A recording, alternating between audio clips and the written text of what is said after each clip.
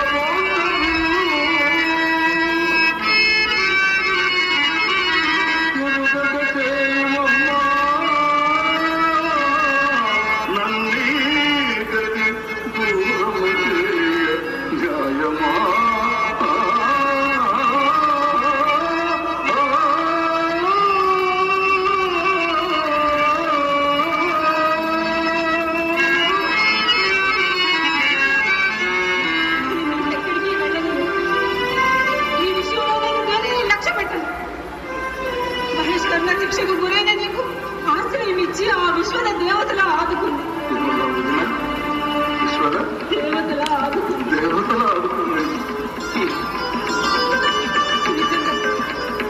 ఆ విశ్వద ఎంతో యోగ్యరాలు నాయన, యోగ్యరాలు. నీచే ప్రశంస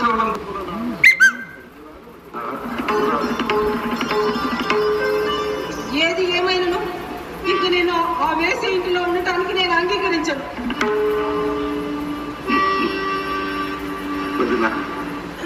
ఆమె వేసే పుట్టిన ఎంతో యోగ్యరాలు. సంఘం దృష్టిలో వెలగాలి నాయన.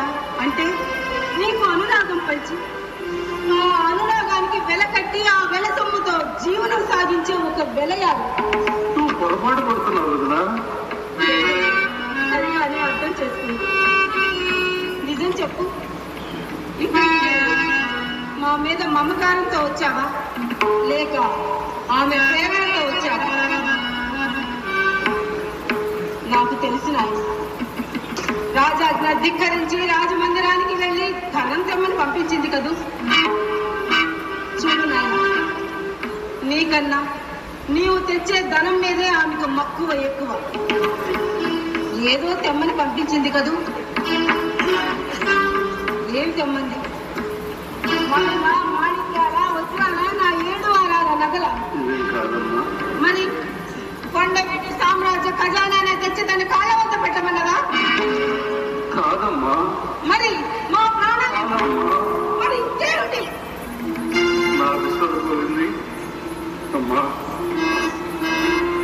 నేను ఆశగా పడడానికి కోరిందమ్మా. నీ ముఖ్యాలను కోరిందమ్మా. కొండవీటి వంశ కోడలు ధరించే నాసికాభరణం కోరిందా? ఆ మాట పలికిన వెంటనే ఆమె నాలుగు నేల మీద పడలేదా? ఎందుకంత కోపం? ఆమె అత్యాశ తగిన శాస్తి. అత్యాశ కాదమ్మా, నిరాశ.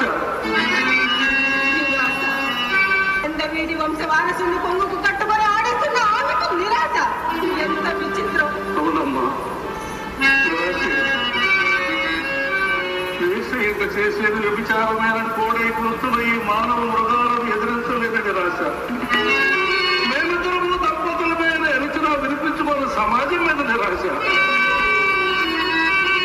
అర్థం చేసుకున్నాను కనుకనే రాజ్యరక్షణ వ్యవస్థను, గృహ బహిష్కరణ శిక్షను కూడా ఆదరిస్తున్నాం. ఈ రాజప్రాసాదంలో అడుగు పెట్టానమ్మా.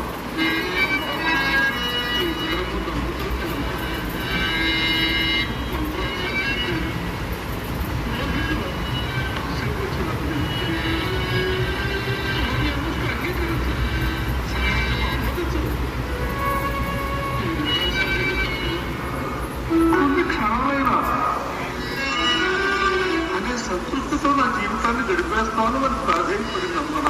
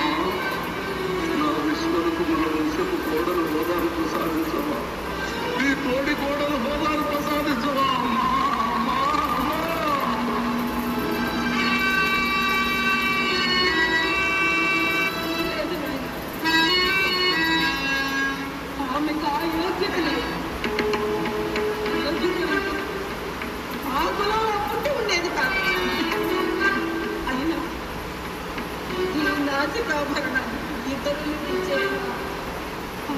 నాకు లేదు నాయన, అధికారం నాకు లేదు నాయన. అమ్మా అంతేనా? సరే వెళ్ళిపోతున్నానమ్మా.